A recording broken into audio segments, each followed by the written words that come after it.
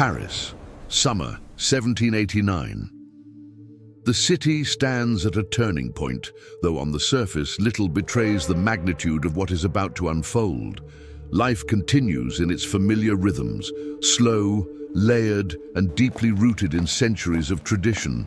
Yet beneath the calm, something subtle is shifting. At first light, the city awakens not with sudden noise, but with a gradual swell of activity. The chimneys release thin ribbons of smoke into the warm air. Stone walls, weathered by rain and soot, hold the memories of countless generations.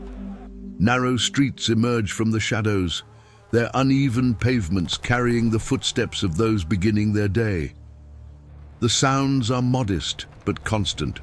Carts creaking under the weight of goods, wooden doors opening and closing, the faint echo of bells drifting from distant towers. Paris in these months is a tapestry woven from contrast.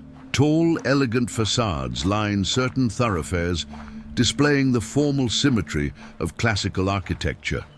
Elsewhere, densely packed homes rise in irregular patterns, their timber beams exposed, their rooftops sitting at differing heights like a jagged skyline from another age. Between these two worlds, life moves seamlessly, a reminder that the city is both grand and intimate, ordered yet chaotic. Public squares, whether large or small, play a central role in daily life. People gather around wells, fountains, or market stalls, exchanging routine greetings or quiet observations about rising prices and uncertain times. Food vendors arrange baskets of produce. Craftsmen set out tools. Passers-by pause to listen to street musicians or storytellers who perform without fanfare. Here, the pulse of Paris can be felt most clearly, a mixture of familiarity, necessity, and an undercurrent of unease. Workshops fill many of the streets with their own rhythms. The tapping of metal, the brushing of fabric, the grinding of millstones, textures of sound that form the city's industrial heartbeat. Inside these dim rooms, artisans continue the same practices handed down through generations. Their work remains steady, but the world around them grows increasingly restless as questions of rights, representation, and fairness seep into everyday conversation. Away from the busiest quarters, broad, open spaces offer a different atmosphere. Tree-lined paths provide relief from the tightly packed neighborhoods. Birds move among the branches. The air carries the scent of earth and leaves rather than the dense mixture of smoke and baking bread that fills the inner city. These quieter areas remind Paris of its natural surroundings, even as the growing population presses outward and upward. Along the river, the scene shifts again. Boats glide over calm water, transporting goods, travelers, and messages that connect the city's two banks. Stone embankments rise from the Seine, supporting rows of houses and workshops built so close to one another that they appear almost fused. The river reflects the sky, sometimes bright, sometimes clouded, mirroring the uncertain mood of the moment.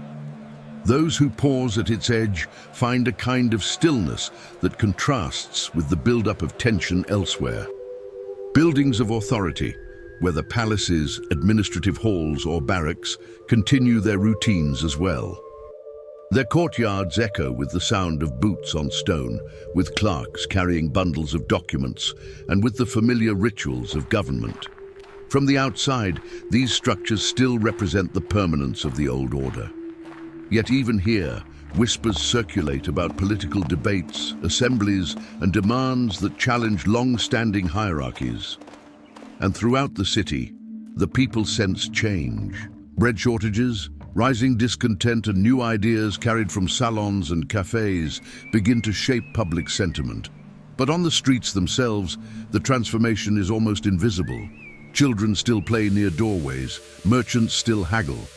Housewives carry baskets to and from the markets. For many, life has not yet broken from its pattern, though they feel that something soon will. Paris, in the summer of 1789, is therefore a city in balance. It stands between tradition and transformation, between centuries of monarchy and the uncertain promise of a new political order. Its buildings, from the humblest wooden dwelling to the most imposing stone facade, seem unaware of the upheaval approaching. Yet their very presence, their age, their density, their silent endurance, forms the backdrop to one of the most consequential moments in European history. In these final days before the fall of the Bastille, the city appears familiar and unaltered. Smoke curls peacefully above rooftops. Streets remain crowded but calm. The river flows with its usual patience, but woven into the fabric of daily life is a quiet tension, a sense that the old world is loosening its grip. This is Paris, just before the storm. Ordinary, unguarded, unaware, a city standing in the last moments of its ancient identity on the threshold of a revolution that will reshape not only its future, but the future of nations around the world. The price of bread is outrageous. It is the Queen's fault, I tell you. We must take action.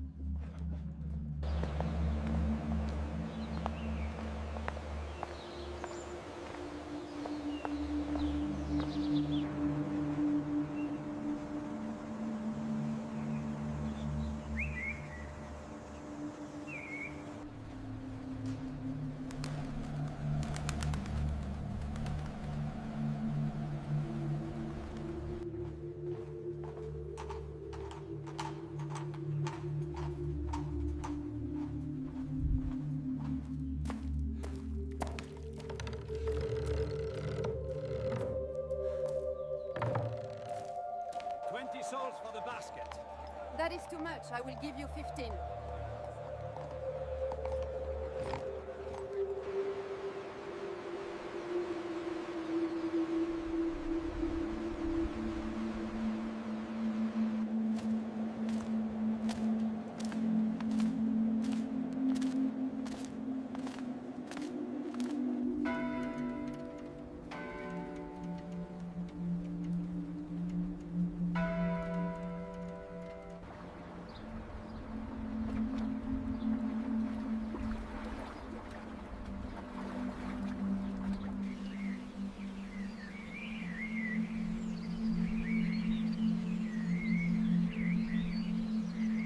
About the Queen. Get your copy here. They say Necker is recalled. We must support the Third Estate.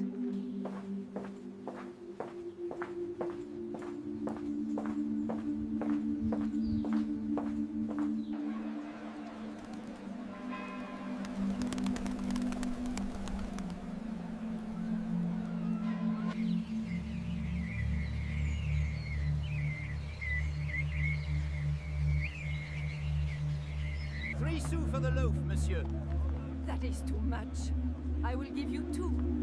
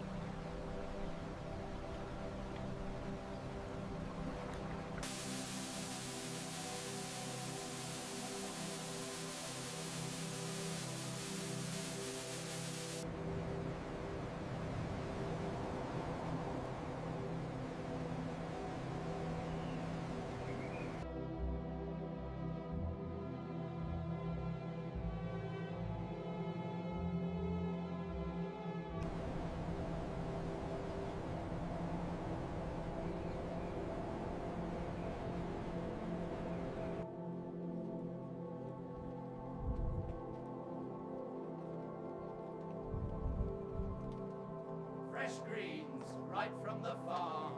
Make way for the carriage. Have you heard the latest news from the city?